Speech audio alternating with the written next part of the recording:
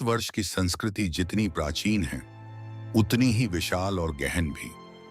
यहाँ का हर पर्व केवल उत्सव नहीं है, बल्कि जीवन के गहरे सत्य और दर्शन को संजोए हुए है।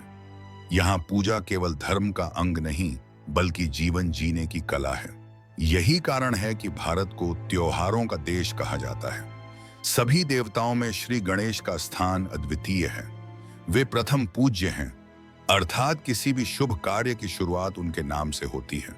बिना गणेश जी का स्मरण किए कोई कार्य पूर्ण नहीं माना जाता। उन्हें विघ्नहर्ता, सभी बाधाओं को दूर करने वाले, बुद्धिदाता, ज्ञान और विवेक देने वाले और मंगल मूर्ति और सदा कल्याण करने वाले कहा गया है। गणेश जी का स्वरूप बहुत ही अनोखा है। उनका हाथी के समान मुख है, बड़ी सूंड है, विशाल कान है और गोल पेट है।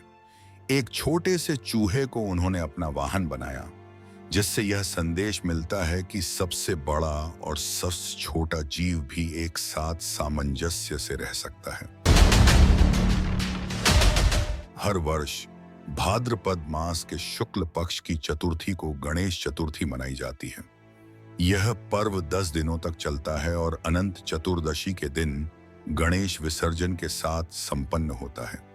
महाराष्ट्र, गोवा, कर्नाटक, आंध्र प्रदेश और पूरे भारत में इसे बहुत ही उत्साह से मनाया जाता है। लेकिन प्रश्न यह है कि गणेश जी का जन्म कैसे हुआ? क्यों वे प्रथम पूज्य कहलाए? क्यों उन्हें बुद्धि और विवेक का देवता कहा जाता है? इसका उत्तर हमें उनकी जन्म कथा और लीलाओं में मिलता है। एक समय की बात है, कैलाश पर्वत पर भगवान शिव और माता पार्वती निवास करते थे। यह पर्वत केवल पत्थरों और बर्फ का ढेर नहीं था, बल्कि देवताओं और ऋषियों का निवास स्थल भी था। पूरा वातावरण सदैव तप, साधना और ज्ञान से ओतप्रोत रहता। एक दिन माता पार्वती ने सोचा कि उन्हें स्नान करना है। वे चाहती थीं कि जब वे स्नान करें तो कोई भी भीतर प्रवेश न करे, लेकिन शिवजी और उनके गण अक्सर अचानक आ जाया करते थे। पार्वती ने सोचा, मुझे एक ऐसा प्रहरी चाहिए जो मेरे आदेश का पालन करे और मेरी आज्ञा के बिना किसी को भीतर न आने दे। उन्होंने अपने शरीर पर लगाए गए उपटन, हल्दी, चंदन, गंध, केसर को एकत्र किया और उससे एक सुंदर बालक का निर्माण किया। फिर उन्होंने अपने तप और शक्ति से उसमें प्राण फूंक दिए। क्षण भर में वह बालक जीवित हो उठा। उसका चेहरा तेजस्वी था, नेत्र कमल की भांति बड़े और आकर्षक थे।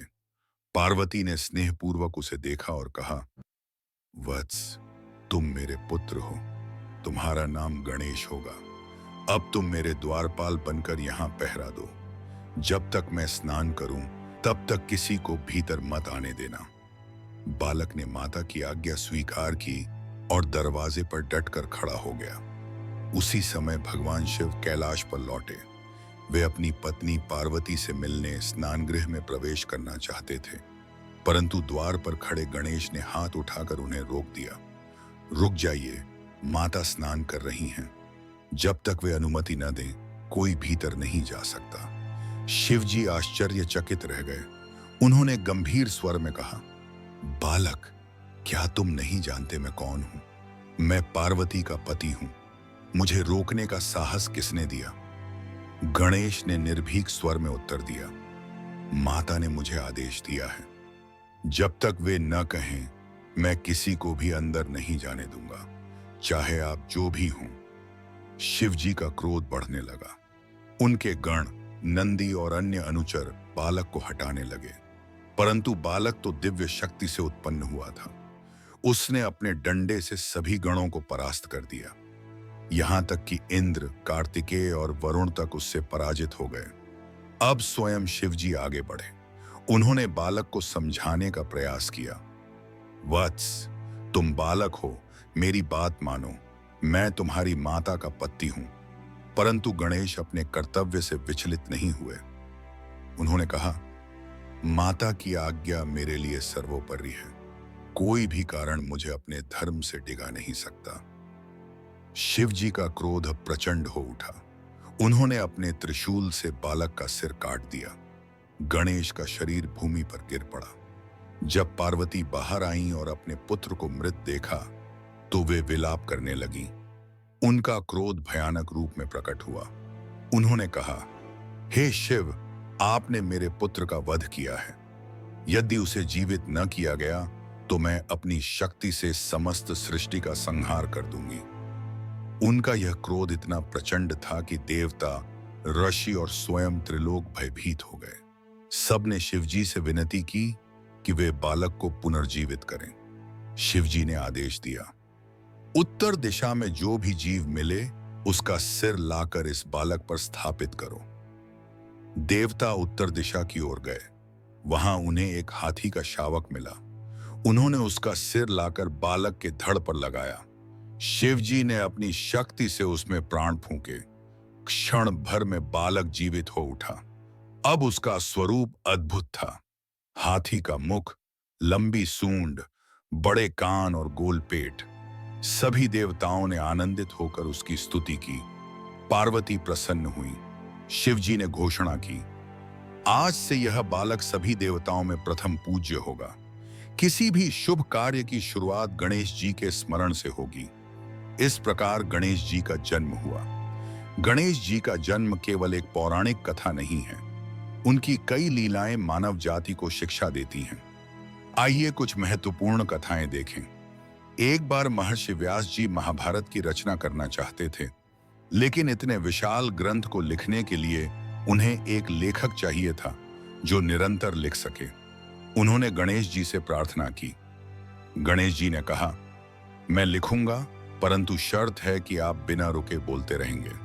व्यास जी ने उत्तर दिया, ठीक है, पर मेरी भी शर्त है, आप बिना अर्थ समझे कुछ भी नहीं लिखेंगे। इस प्रकार गणेश जी लेखक बने और व्यास जी ने महाभारत का महाग्रंथ रचा। एक बार गणेश जी ने बहुत अधिक भोजन कर लिया। वे चंद्रमा की रात में टहल रहे थे कि उनका पेट फटने लगा। उन्होंने सांप को पकड़कर पेट पर बांध लिया। यह दृश्य देखकर चंद्रमा हंस पड़ा।